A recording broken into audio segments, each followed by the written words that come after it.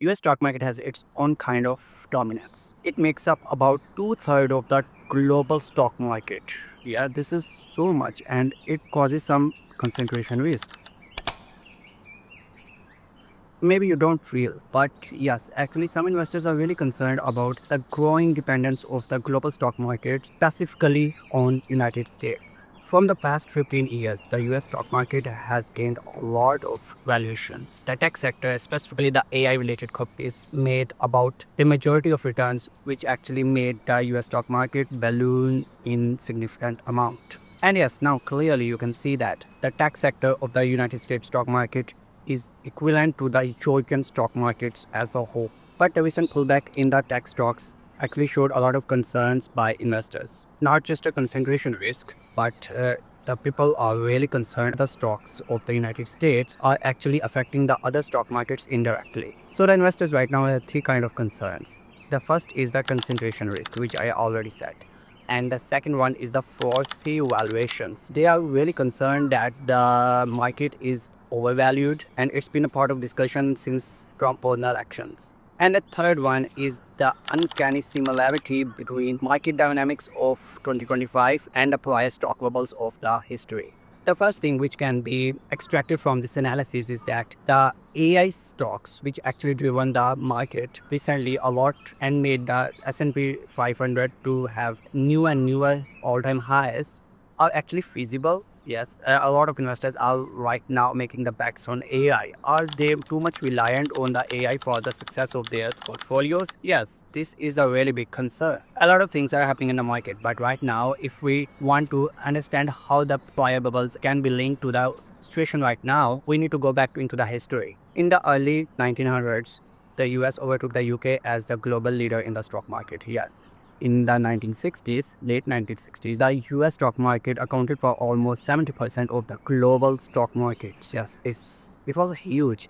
But right now, the US has not reached the same kind of levels even in 2025. The reason why US stock market was so big is that there was a booming economy after the war in the United States, and also the other stock exchanges in the emerging markets was not established yet to compete against the US stock markets. But in 1970s there was a major crash, and yes, it took almost 20 years for the United States market to recover from that crash. In the meantime of recovering from the crash, the Japanese stock market took over United States. At one point in time in late 1980s, the Japanese stock market became the world's biggest market.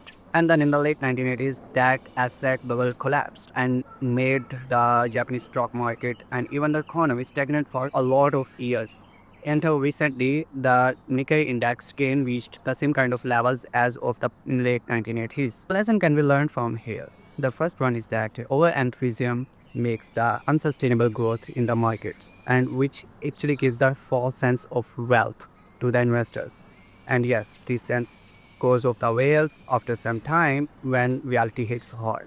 And from these two crashes, the parallels can be connected to the time right now. I'm not making a prediction right now, but yes, I am just saying that the US stock market has been showing a consistent growth since the 2008. A lot of people who has predicted the downturns are consistently proven wrong. But one thing which makes people to draw parallels to the historic market crashes is that there is too much concentration within the stock market of United States. Right now you can see that the mega 7 stocks now make almost one of thirds of the S&P 500, and it was not like the same as in the 2008. If we specifically talk about the S&P 500, then we can say that since 2010 it has annually performed like 14%, and in the past just 2 years it gave returns of about 20%. Yeah, Nvidia and other mega cap stock recently hit all-time highs multiple times. But now since 2025, market just showed a rare kind of underperformance.